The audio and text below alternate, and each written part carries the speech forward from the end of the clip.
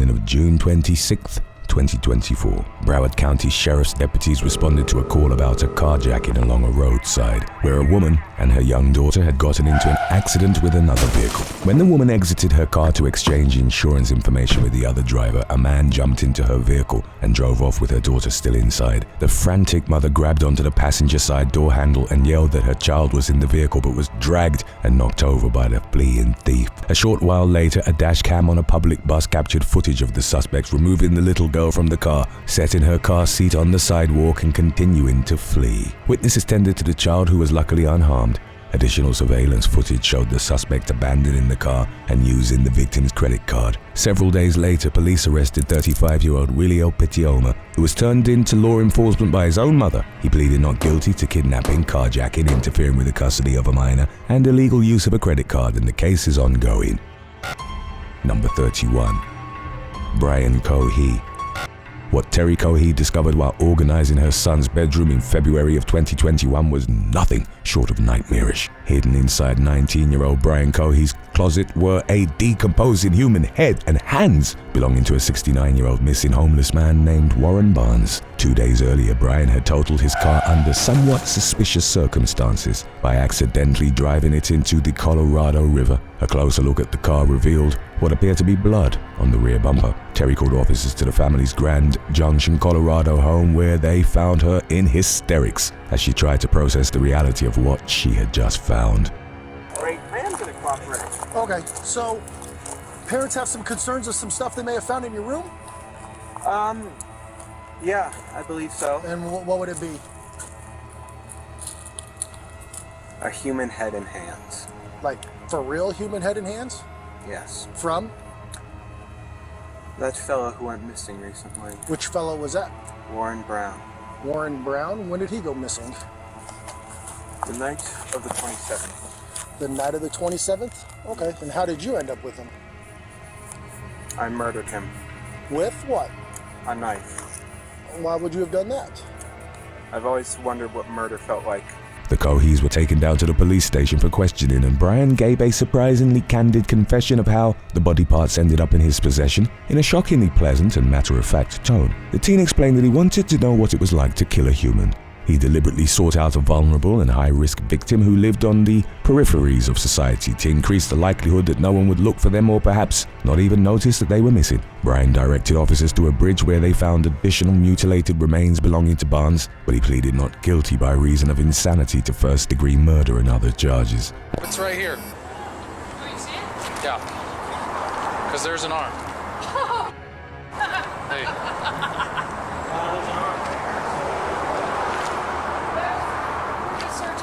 There's an arm, there's another arm. Okay, hold on. Let's do some pictures. Start right now. There's another one.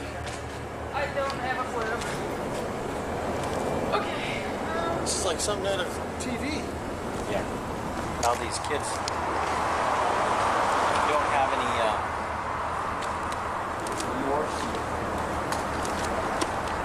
After deliberating for 2 days following his trial in early 2023, a jury found him guilty as charged. He was sentenced to life without parole plus 13 years. But before the judge handed the punishment down, he listened to victim impact statements from friends of Barnes who made it clear that the downtrodden man was not the throwaway person Brian had treated him as. Is it okay if I do a demonstration? Oh, yeah. This is him. I was strapped on top of him like this. Okay. And he couldn't fight back. It was actually surprisingly easy. I was barely breaking the sweat. I thought, oh, this guy, he's going to be tough. But no, it was actually surprisingly easy. And during the time I was growling and making the animalistic noises. Why were you doing that? I suppose it was a frenzy. Okay. I was so excited, so rushed up on adrenaline there. I was just, woo! And I paused and he's like, why are you doing this? And I said, I've been wanting to do this for a long time, murder someone. And then I continued. The whole ordeal lasted about a minute and a half. Okay. And I stabbed, and when I was finished stabbing him, he took out his last breath, a grunt, and his head was halfway cut off in stabs. All the while, no, actually, after I killed him, I just couldn't stop saying, stinky, dirty, dirty, stinky, stinky. It wasn't. I wasn't smelling anything, but... And why would you say that? I don't know. Okay. And, But you remember doing it, so... yeah. Number 30. Marquise Hudson. After stealing a vehicle that was left unlocked and running, in March of 2018, a Florida man realized that there was a baby sleeping in their car seat. At around 4 a.m., he knocked on the door of a Sunoco gas station in Royal Palm Beach and left the infant with the cashier on duty. He then fled, but was arrested the next day after his mother turned him in to law enforcement. Hudson's mum called the Palm Beach County Sheriff's Office to report that her son was behaving erratically. By then, several tipsters had called in and identified Hudson as the man in surveillance footage of the car theft that the authorities had released to the public. His mother confirmed that he was the man in the video, and Hudson was arrested shortly thereafter. Police announced news of Hudson's capture in a Facebook post, thanking his mum for tipping them off to his whereabouts. He pleaded guilty to kidnapping and grand theft auto and was sentenced to 180 days in jail with credit for 120 days of time served. Number 29. Joanna Drafahl. During the summer of 2019, a young Massachusetts woman was seen spitting on and assaulting a disabled passenger at the Harvard Square subway station in Cambridge. According to reports, the suspect attacked the victim simply because they asked to use a handicapped seat. Police released images of the woman to the public in hopes of identifying her, leading to the arrest of 20-year-old Joanna Drafahl. She was turned in by her mother, Shannon Kraft, who told local station WCVB through tears that if she could apologize to the victim's face, she would. Kraft speculated that her daughter may suffer from mental health issues, but said she wanted the public to know that she was not a bad mother. In addition to spitting in the victim's face and physically assaulting the person, prosecutors accused Drafahl and her friends of berating her and calling her fat. Drafahl's defense attorney denied the allegation, claiming that the disabled passenger started the argument by shoving the defendant's pregnant friend out of the way. At the time of her arrest, Drafahl was already facing charges in an unrelated armed robbery case stemming from an incident that had occurred 2 weeks earlier. The judge remanded her without bail, but updates have not been forthcoming, leaving the outcome of the case unclear. Number 28. Homernisha Jones.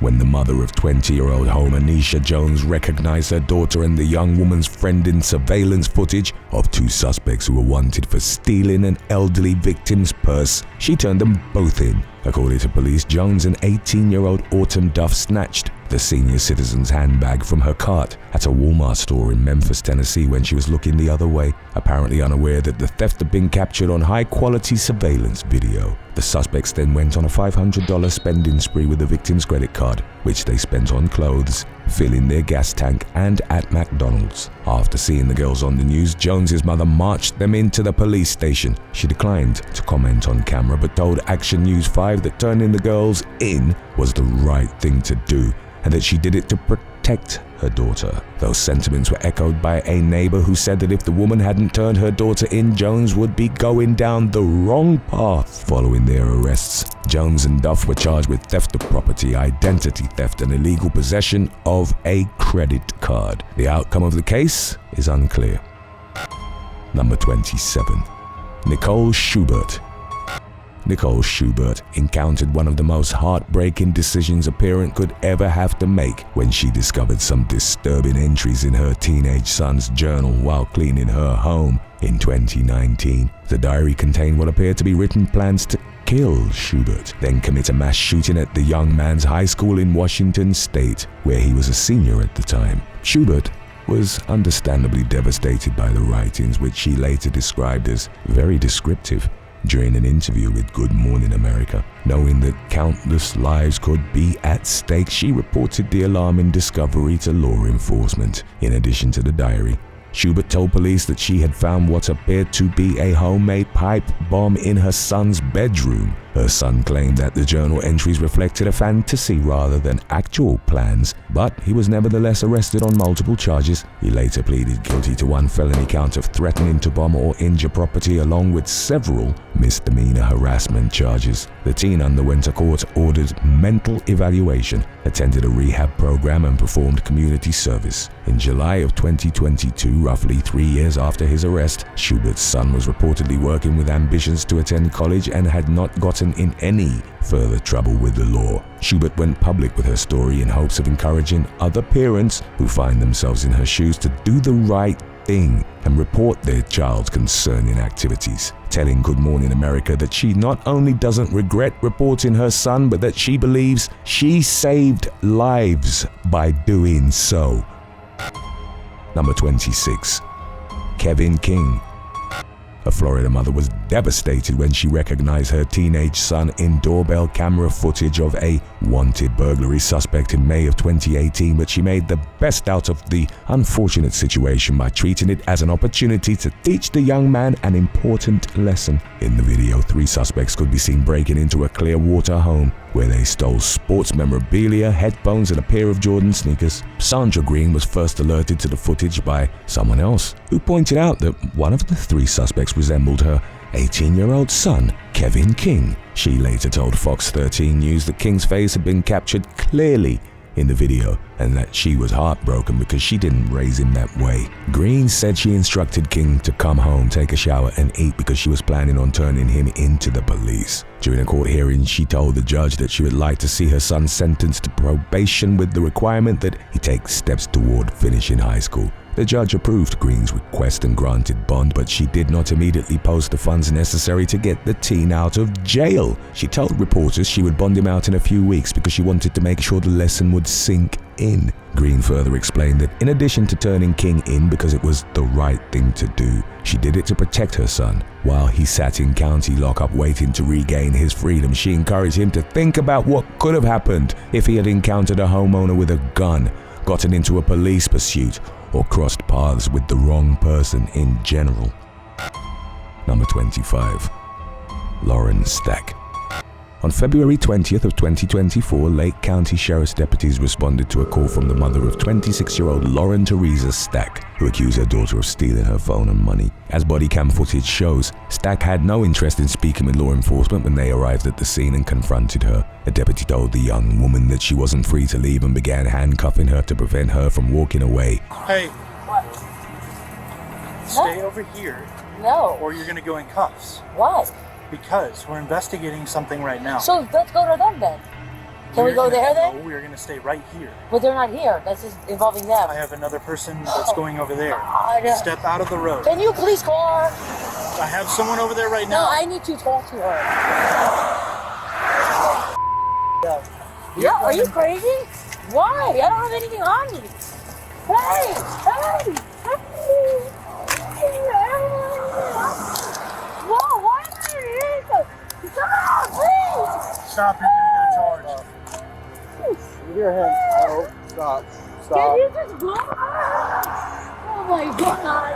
Whoa, can you please just call her? She resisted, but was brought under control and placed into a patrol car. Stack's mother, Alice, told the police that Lauren had taken her phone from her nightstand the previous day and used it to send $200 to her bank account via Cash App. Alice tracked Lauren down at a nearby homeless encampment the following day and confronted her. Yesterday she stole my phone. I didn't realize it till late in the afternoon, and she's done it before. And she's cashed out herself before. So then when I realized she took my phone, I was looking for her, calling her, bring my phone home, don't take any money out of my bank account. She took $200 out of my bank account. She lied to me, said she didn't have my phone. So I've been looking for her since yesterday. And now I pulled up here because I know this homeless guy here. And sure enough, that car was over there and she was with the homeless people. And I said, Lauren, all I want is my phone.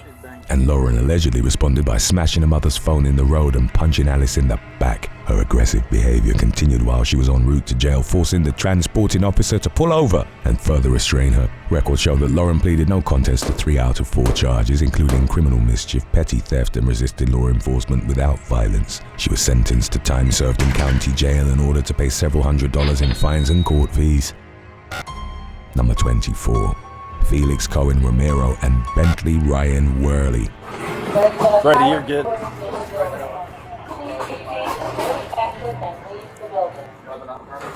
Yep, you're good. May I have your attention, please? May I have your attention, please? There is a fire recording in the building. If you guys want to keep going, I'll do a secondary in here.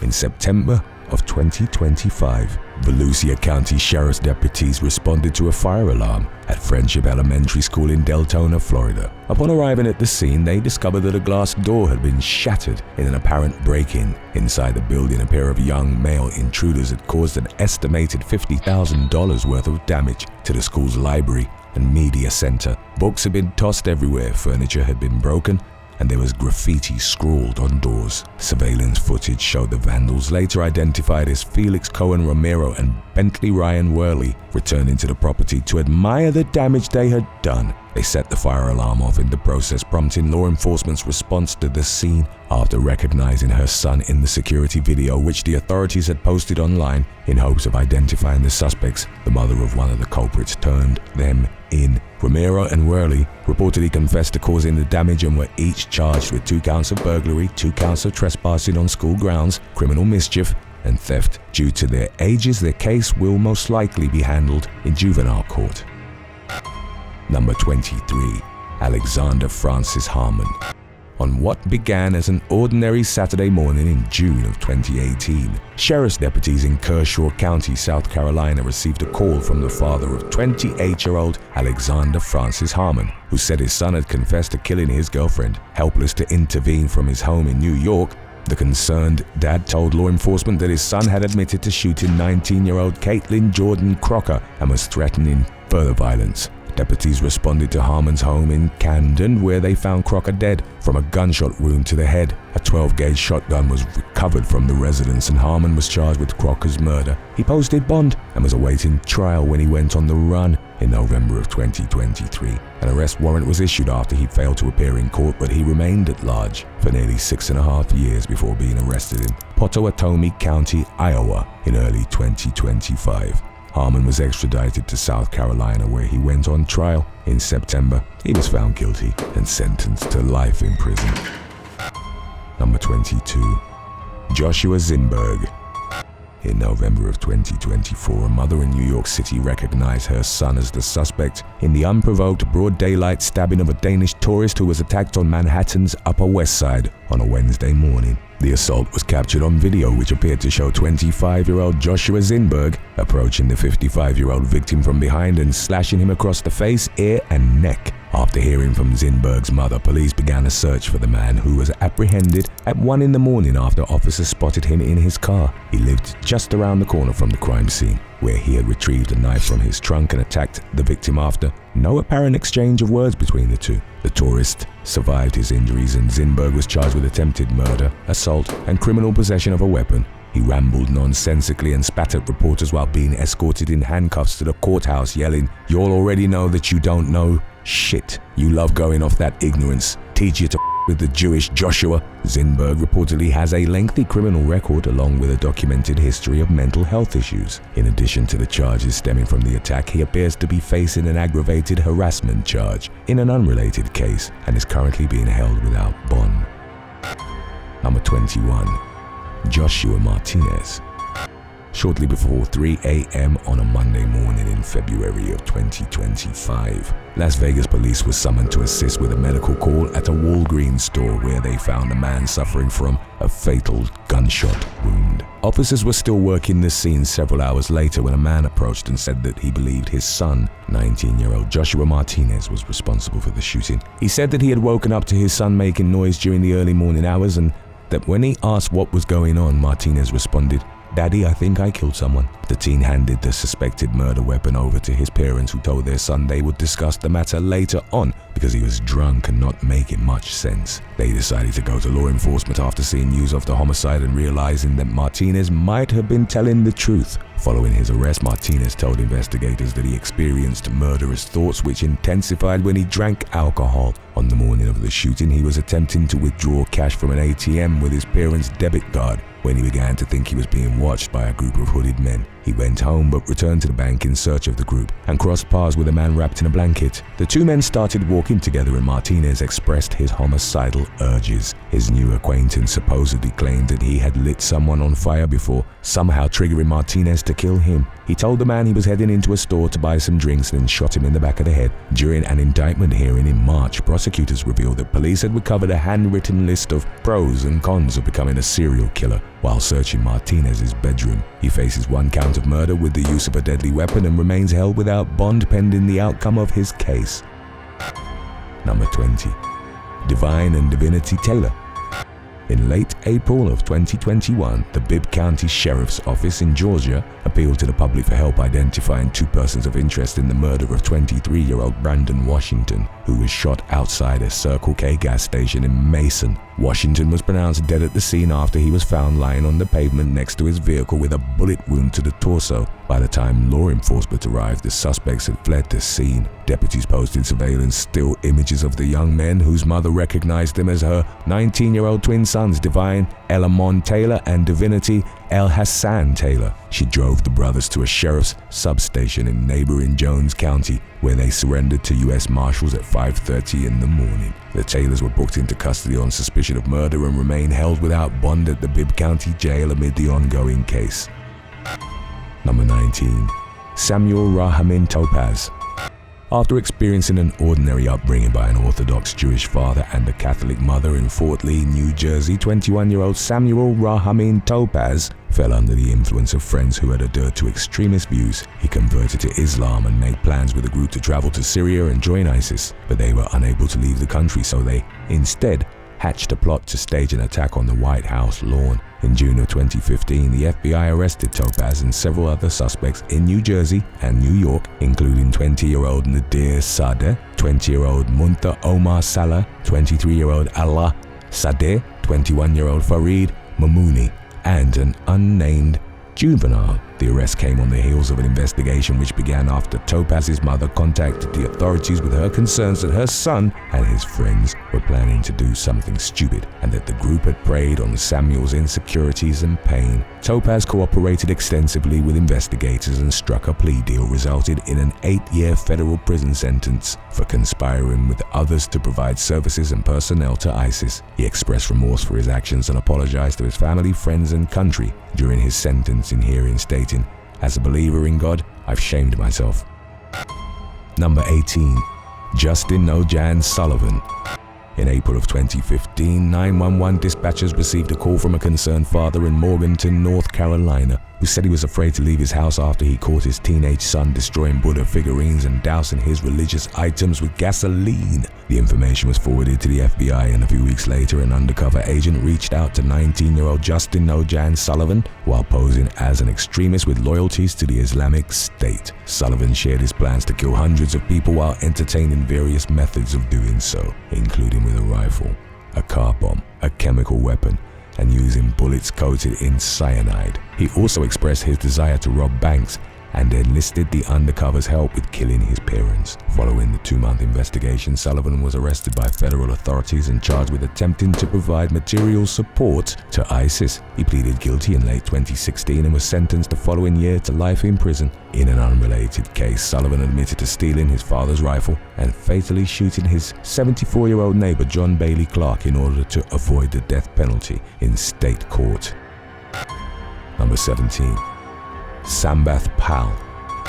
18-year-old Devin Julius and 24-year-old Mitchell Vance were riding their motorcycles with a group of fellow biking enthusiasts in April of 2014 when an SUV driving in the opposite direction crossed the center line and fatally mowed them down. In Rock County, Wisconsin, the suspect fled the scene and was arrested 4 days later in Waukegan, Illinois, after his parents noticed damage to their vehicle. Saruan Tith later told WISN 12 that he began to panic after realizing that his SUV matched the description of the hit-and-run driver's vehicle. He contacted the authorities and 24-year-old Sambath Pal was charged accordingly. Later that year, Pal pleaded guilty to 2 counts of hit and run resulted in death and was sentenced to 2 consecutive 10-year prison terms, followed by 20 years of extended supervision. During his sentencing hearing, the judge said that he believed Powell would have been content doing nothing and admonished him for fleeing the scene with no apparent concern for the victims. Records show that he appealed his case and challenged his sentence, but the original ruling was upheld. Number 16. Luke Newman and Oliver Clark. After learning that her 2 adult sons had beaten a man up for no apparent reason, leaving him permanently blind in one eye, Carol Saldenack wasted no time turning them into law enforcement. The incident occurred in West Sussex, England, June of 2007, when 24-year-old Oliver Clark, 27-year-old Luke Newman, and a third suspect attacked 36-year-old Mark Parkinson during a night out drinking in Chichester. Saldenack later told BBC News that she reported her sons to the police after she learned that they had been bragging about the attack. She claimed that Newman threatened her when he found out she had gone to the authorities, telling her, "You might not wake up in your bed one morning." Coming forward was a difficult decision for Saldenack, but she believed she had done the right thing. She would be as guilty as her sons were if she had stayed quiet. Her other children disowned her for her choice, with her 29-year-old daughter, Stacey Newman, accusing her of shaming the family and inaccurately portraying her brothers as thugs. Newman, Clark, and their alleged accomplice, 25-year-old Benjamin Hammond, were convicted of their roles in the attack and each sentenced to 2 years in prison. Number 15. Deikel Alcantara.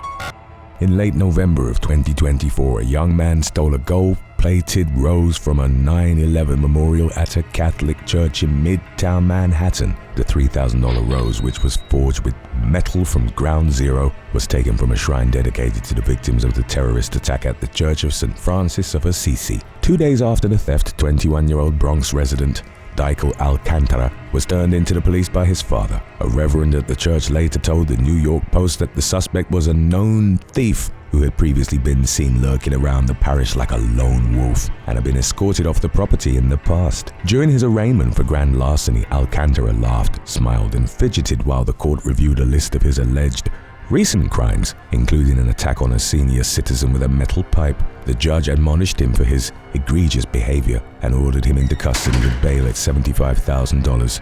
But no amount of consequences will bring back the stolen rose, which remains missing to this day. Number 14. Michael Jeczalik and Andrew Wright. A South Florida man's decision to rob a bank in a conspicuous outfit backfired majorly when his friend's mother and father recognized the get-up in surveillance images from the heist. The robbery occurred in 2010 at a Bank of America branch in West Palm Beach, where a suspect later identified as Andrew Wright carried out the stick-up in a pinstriped suit and top hat. Surveillance footage of the robbery went viral, catching the attention of 24-year-old Michael Jeczalik's parents. They immediately noticed that the suspect's suit resembled an outfit owned by their son, which they recalled seeing Wright leaving their house in shortly before the heist. Jeczalik's parents reported their suspicions to law enforcement while also mentioning that they had seen the suspects writing what appeared to be a robbery note just hours before the robbery. Both men were arrested on suspicion of bank robbery, which can carry a federal prison term, but the outcome of the case is unclear. Number 13. Kenyetta Hayes. In early May of 2024, police responded to a shooting near Cherokee Park in Memphis, Tennessee, where they found a deceased male victim. Surveillance footage showed a woman fleeing the scene on foot, and law enforcement shared it with the public in hopes of receiving help identifying the suspect. The next day, a woman named Shante Jones contacted the authorities and said that she had seen her daughter, 26-year-old Kenyetta Hayes, featured on the news as a person of interest in a homicide case. Police questioned the young woman, who admitted that she had agreed to have oral intercourse with the victim for $60, but that she had no plans to follow through on her end of the deal. When asked why she killed the man, she said she was hungry for money. She reportedly spent the stolen funds on 2 hot wing combos for her and her boyfriend. Hayes was charged with first-degree murder in perpetration of a robbery, but records show that she was convicted of a reduced charge of voluntary manslaughter in August of 2025. She does not currently appear to be in custody, indicating that she may be out on bond while awaiting sentencing, or perhaps received a non-custodial punishment for her crime. Number 12. Cristian Daniel.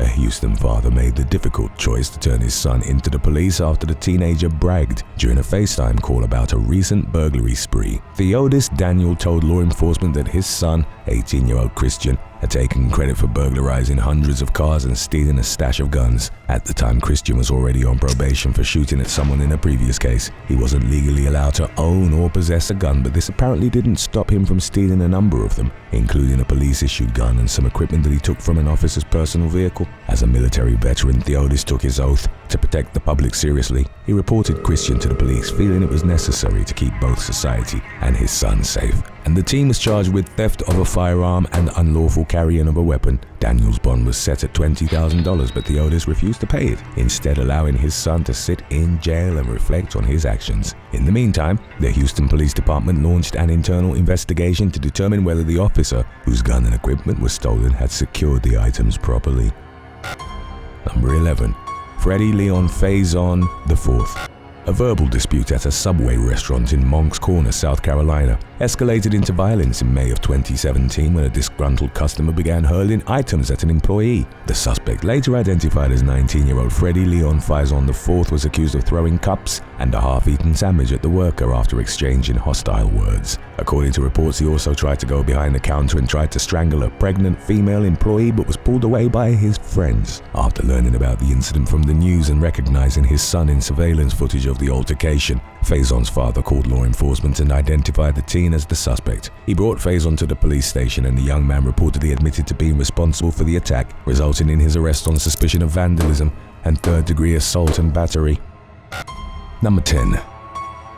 James Huddleston. In January of 2020, a 30-year-old truck driver named DeJounte Stewart was found shot to death inside his rig along an interstate in Shelby County, Tennessee. Also inside the truck was a camera which had captured footage of Stewart talking to a man who then entered the vehicle and shot him twice. The gunman unsuccessfully tried to drive the 18-wheeler away before fleeing the scene on foot. Police released photos of the suspect, whose father came forward and identified him as 27-year-old James Huddleston. He was arrested at a Cordova home on suspicion of first-degree murder after initially refusing to come outside and resisting officers. Huddleston was indicted on the charge the following year, but updates have not been forthcoming. He does not appear to be in custody at this time, but records indicate that he has received treatment at a mental health facility. Number 9. Tyler Robinson. In a case that has gripped news headlines across the US and beyond, a 22-year-old man is accused of murdering conservative commentator Charlie Kirk, who was gunned down at an event at Utah Valley University in Orem on September 10th. In a disturbing twist of irony, the 31-year-old Turning Point USA founder was shot during a discussion about mass shootings. He was rushed to a nearby emergency room where he died from his injuries later that day. Surveillance footage showed the suspect Tyler Robinson arriving at the university in his car roughly 4 hours before the shooting. He ran off into a wooded area immediately afterward and remained at large until the following day, when he was taken into custody near Zion National Park in St. George. Robinson's arrest came with help from his father, who recognized his son in photos released by the FBI and helped to arrange his capture. A relative told investigators that Robinson had recently mentioned Kirk's upcoming appearance at the university during a family dinner, saying that he believed Kirk was full of hate and spreading hate. Robinson faces 7 charges, including aggravated murder and witness tampering, and prosecutors have already announced their intention to seek the death penalty. He appeared in court several days after his arrest but did not enter a plea and remains held without bail as he awaits his next hearing. Number 8. Brooklyn Trailer. 43-year-old mother of 2, Chris Ann Ledlow, was finishing her shift at a convenience store in Corinth, Mississippi in early 2016 when she was fatally shot during an attempted robbery. One of the 2 suspects, 17-year-old Brooklyn Trailer, surrendered to law enforcement at the urging of his parents. The other suspect, 24-year-old Micah Bostic, was arrested after police caught him hiding out at his girlfriend's house. Brooklyn's father, Tyrone Traylor, apologized to Ledlow's family for the actions of his son, who was accused of firing the shot that killed the victim. Traylor and Bostic, who reportedly had gang affiliations and prior records, were charged with capital murder, and both men were ultimately found guilty and sentenced to life in prison for their crimes. Bostic later appealed his case with Traylor, claiming that he never implicated his friend in the crime. Traylor admitted to signing a sworn statement naming Bostic as his accomplice, but claimed that he did so without reading it first. But the original ruling was upheld, and both men remain incarcerated in the Mississippi State prison system. Number 7. Jacob LaCourse. 51-year-old Karen McHugh was walking from the garage to the driveway at her Seekonk, Massachusetts home in January of 2015 when she was fatally struck by a hit-and-run driver in a Chevy Malibu. The suspect, 24-year-old Jacob LaCourse, would later be connected to the crime scene through a GPS ankle monitor that he was wearing at the time of the crash due to an ongoing prior criminal case. But he wasn't arrested until 6 months later when his father told law enforcement that LaCourse had driven a car that was consistent with the vehicle involved in a hit-and-run, but that he had gotten rid of it shortly after the accident. LaCourse was charged in connection with the case, and in March of 2016 he pleaded guilty to driving to endanger and leaving the scene of an accident resulting in death. He was sentenced to 3 years in prison and appears to still be getting in trouble with the law. In November of 2024, LaCourse, who is now 33 years old, was arrested for a shooting in Attleboro, which left a 58-year-old male victim injured. He was remanded without bail, but no longer appears to be in custody, leaving the current status of the case unclear. Number 6. Jace Martin Laws. 34-year-old Jace Martin Laws was serving a 70-year prison sentence in Texas for assaulting police officers when he escaped from the Gregg County Jail in late 2019 by carving his way out of his cell. He was arrested 4 days later in Glade Water at a car repair shop owned by his father, who tipped police off to his whereabouts. Laws was taken into custody without incident, according to a law enforcement spokesperson who said that he was so overwhelmed he put up little to no resistance. He was returned to prison and pleaded guilty to escape and evading arrest or detention. The following month resulted in 2 additional 8-year terms being tacked on to his already lengthy sentence. Number 5. Levon Hall. In late 2015, a Broward County, Florida man made news headlines for his unusually polite demeanor while robbing a Little Caesars restaurant in Deerfield Beach. He entered the business a few weeks before Christmas and demanded money at gunpoint while repeatedly apologizing for the robbery, telling employees that he needed to afford Christmas gifts for his children. The assistant manager later told police that the suspect was well-mannered, even saying please while making his demands. Law enforcement released surveillance footage of the robbery to the public in hopes of receiving help identifying the man. They soon heard from the mother of 34-year-old Levon Supreme Hall, who recognized the suspect as her son. She said she had washed the gloves used in the robbery the previous day and said that Hall had been struggling with substance abuse, regularly using the drug Flakka in the year leading up to the incident. Acting on the mother's information, deputies arrested Hall at his Pompano Beach home on suspicion of robbery with a firearm. It's evident based on the results of a Google search that he has continued to get in trouble with the law in the years since. In 2025 alone, he's been arrested at least twice for charges including burglary, trespassing, and violating probation. Number 4. Howard Emmanuel Brown Jr. 17-year-old Andre Evans lost his life in July of 2010 when he was shot dead during an attempted robbery in Milwaukee. The following night, a juvenile suspect showed up at a police station with his parents, who said their 2 sons were involved in the shooting. Investigators spoke with the unnamed minor's older brother, 17-year-old Howard Emmanuel Brown Jr., who said that they had tried to rob Evans with help from an accomplice after they spotted him walking alone. He admitted to pointing a gun in the victim's face and shooting him in the chest, claiming that he pulled the trigger after Evans shoved him. The thieves fled the scene empty-handed, leaving the victim to die on the pavement. Brown's mother began to suspect that her sons were involved in the killing after one of them called her and asked if she knew Evans. When she heard about the shooting several hours later, she called her son back with her suspicions and he admitted to the crime. Brown later pleaded guilty to first-degree reckless homicide as a party to a crime and was sentenced to 22 years in prison, followed by 6 years of supervised release. Number 3. Merredith Cunniff. During the summer of 2012, police in Quincy, Massachusetts circulated photos of an unidentified female who was wanted in connection with several recent bank robberies. The woman's 67-year-old father recognized her in the images and identified her to law enforcement as 37-year-old Merredith Cunniff. According to court documents, Cunniff's family believed that she was struggling with substance abuse issues at the time. She was suspected of committing at least 3 robberies and was charged in connection with at least 2 of the heists. Despite being the one to turn his daughter into the police, Cunniff's father paid her bail. In 2020, an article for the non-profit Trade-Offs claimed that Edward Cunniff had utilized the state law that same year to involuntarily commit Merredith to substance abuse treatment, where she stayed for 60 days. She later accused staff of mistreating her and providing inadequate medical care while she spent weeks detoxing from opioids in a cell. Records show that she passed away in 2022, but the details of her death are unknown. Number 2. Joshua Del Bono. In July of 2022, police in Somerset, England, received a call from 43-year-old Donna Del Bono, whose teenage son Joshua had just arrived home after stabbing another young man to death during a fight. The victim, Charlie Bates, was with 6 friends when 2 cars pulled up to them in a parking lot. There was a history of bad blood between Bates and one of Del Bono's friends, leading to a verbal exchange between the groups that quickly escalated into physical violence. Just seconds into the altercation, Del Bono exited one of the vehicles with a 5-inch blade and stabbed the victim multiple times. Less than 5 minutes after the incident began, the suspects fled the scene, leaving Bates to die on the pavement. They drove to Shearwater Lake in Wiltshire, where they threw away the knife and burned some of Del Bono's clothes, with one of the group members filming the fire on their cell phone. Del Bono initially refused to talk to police after being turned in by his mother, but he eventually admitted to stabbing Bates. He later claimed that he never intended to kill Bates and that he had acted under the impression that one of his friends had been stabbed. It was later revealed in court that Bates was unarmed at the time of the attack. The teen denied a murder charge but was found guilty following a 2-week trial in 2023, resulting in a 21-year prison sentence. He'll be 40 years old when he's released. During a BBC interview the following year, Donna Del Bono urged other parents to check their children's bags for weapons and pleaded with young people not to carry knives. She said that it wasn't a hard decision to call the police after her son arrived home and told her what had happened. In hindsight, Donna believed she had done the right thing, however heartbreaking it may have been, and that she knew her son had to pay consequences for his actions.